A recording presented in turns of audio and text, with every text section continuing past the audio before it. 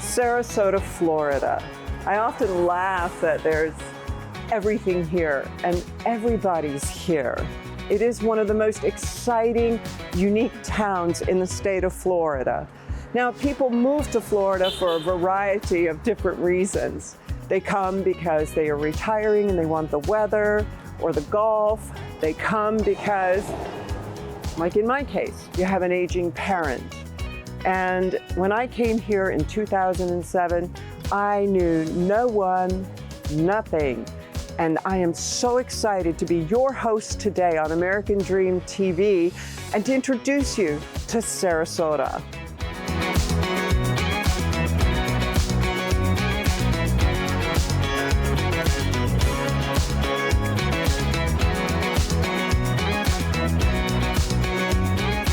So today we're going to be talking about one of Sarasota's oldest micro-communities, the Rosemary District. And here to tell us all about it is Anand Pallegar, who is currently the chairman of the Rosemary District Association.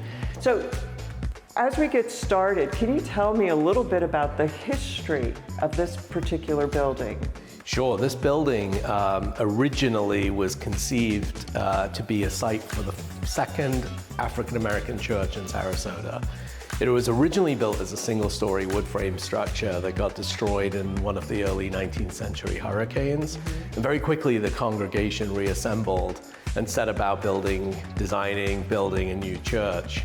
What's fascinating about this building is really its history as the only standing church from that period that exists here in Sarasota. From 1926. From 1926, and is representative of the Black community at the time who were working to build a lot of the infrastructure in Sarasota. And so a lot of the materials used in the construction here were borrowed from different building sites in that period. It's a really fascinating story about the culture and the capacity of human ingenuity in terms of creating something from nothing in a very short span of time.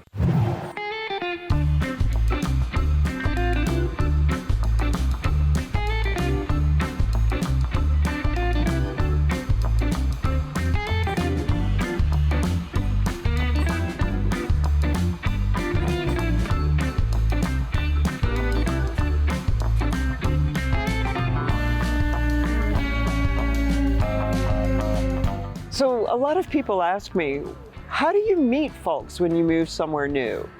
And I know for me, when I came to Sarasota, the first thing I did was I volunteered.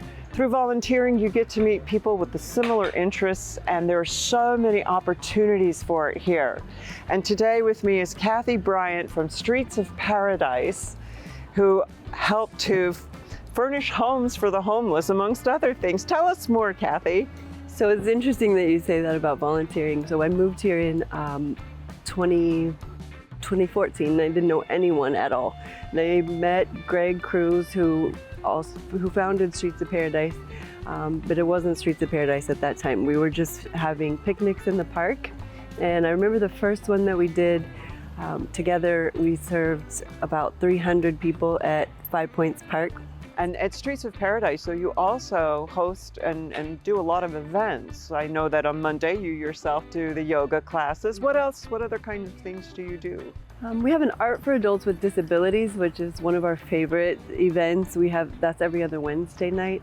The adults come in and share a meal together and do an art project together, something that strengthens bonds, community, and mental health. Thank you so much, Cathy. It's been such a pleasure. Such a pleasure.